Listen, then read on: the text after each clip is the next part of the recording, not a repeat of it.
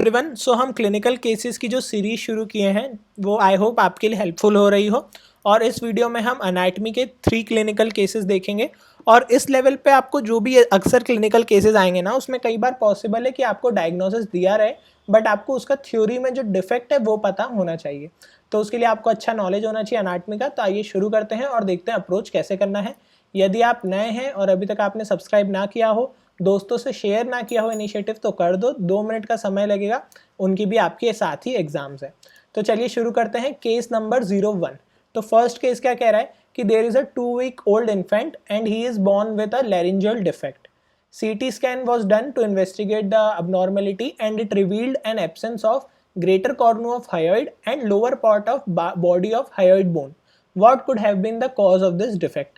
अब यहाँ पे आपसे कोई सिंड्रोम नहीं पूछा जा रहा है, आपको कोई यूनिट नहीं दे रखा है कि किस चैप्टर का सवाल है, तो आप कैसे अप्रोच करेंगे?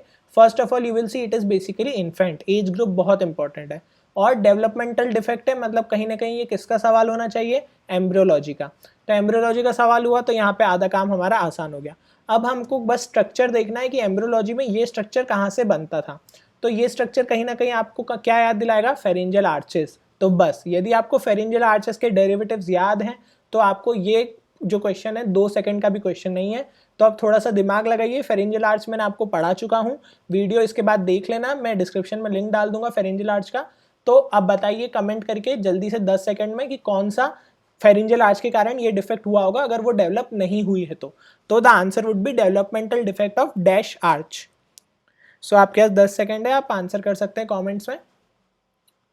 ओके सो चलिए अब देखते हैं बेसिकली कैसे डायग्नोस करना है। तो आपको पूरा अप्रोच तो बता चुका हूँ। अब मैं आपसे कहूँगा कि जो मैंने फेरिंजियल आर्च में पढ़ाया था बस इतना सा इसका आंसर है।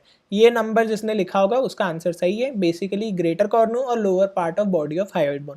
तो मतलब बहुत ही डायरेक्ट क्वेश्चन था, सीधे से क्वेश्चन, दो एकदम आसान से स्ट्रक्चर है। बस आपको ये टेबल याद होना चाहिए।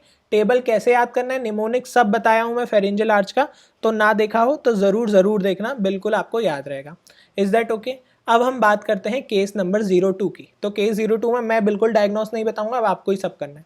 अब नाउ इन्फेंट थोड़ा और छोटा हो गया है, 6 डे ओल्ड इन्फेंट है and basically he has a noticeable small mandible. Again मतलब मैंडिबल कुछ ना कुछ डिफेक्ट है। Again you performed a CT scan and which revealed हाइपोप्लेशिया of the mandible, cleft palate and defect in the middle ear cavity and tympanic membrane. Again यहाँ पे बहुत सारे structures involve हैं। बस आपको एक हिंट में दूंगा, उससे आप सारा निकाल लोगे। अभी आप 5 सेकंड 10 सेकंड जितना टाइम चाहिए उतना टाइम लीजिए और सोचिए कि क्या फेरिंजियल आर्च का डिफेक्ट होगा। अगेन फेरिंजियल आर्च का ही डिफेक्ट है, ठीक है। तो मेरे ख्याल से आई होप आपको समझ में आ गया हो। तो अगेन बस वही फेरिंजियल आर्च का टेबल मैंने आपसे उस समय भी कहा था। सिर्फ मेकल्स कार्टिलेज भी यदि आपको याद रहेगा तो आपका काम हो गया है, क्योंकि मेकल्स कार्टिलेज और फिर जब इसके हमने डेरिवेटिव्स पढ़े थे तो मैंने आपसे कहा था कि जो बोन्स ऑफ द फेस है वो भी कहीं ना कहीं मेकल्स कार्टिलेज के ऑसिफिकेशन से बनती है। तो बस इतनी सी हिंट से आपको इसका आंसर भी देते आ जाएगा, फर्स्ट फेरिंजियल आर्च। और अल्टीमेटली चाहे कितने भी स्ट्रक्चर्स देते हैं, फर्स्ट फेरिंजियल आर्च के सारे स्ट्रक्चर ही वो डेवलपमेंटल डिफेक्ट देते हैं, उससे आपको फर्क नहीं पड़ना चाहिए, आपको डायग्नोज करते आना चाहिए कंडीशन। सो ये चीज़ आपको समझ में आएगी। कई बार क्लिनिकल केस में आपको हर जगह सिंड्रोम नहीं देना है, आपसे डिफेक्ट भी पूछा जा सकता है। अब बात करते हैं केस थर्ड की, जो कि काफ़ी आसान होने वाला है सबके लिए। इसमें और कुछ नहीं है, बस एक दे रखा है कि there is an athlete and he is diagnosed with isolated avulsion fracture of lesser tubercle of humerus. तो it is caused by forceful contraction of which muscle, ठीक है।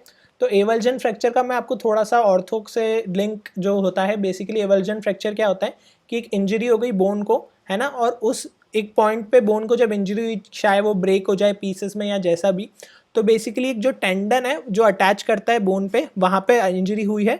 और जब एवल्जन फ्रैक्चर होता है तो जो भी टेंडन है उसको अच्छा नहीं लगेगा, आप उसका ग्राउंड छीन रहे हो ना बेसिकली। तो टेंडन और ligament will pull off that piece of bone. So आपको अल्टीमेटली क्या पता होना चाहिए कि जिस भी साइड पे हो रहा है, मतलब उससे कहीं ना कहीं टेंडन या लिगामेंट ध्यान रखना है। तो अब यहाँ पे साइड दे रखी है बिल्कुल ईजी सी, लेसर ट्यूबरकल। तो ये तो ऐसा एनाटमी का favourite viva question, lesser tubercle greater tubercle attachment. तो अब आप बता दो कौन सी मसल अटैच हो रही थी, उसका लिख दो।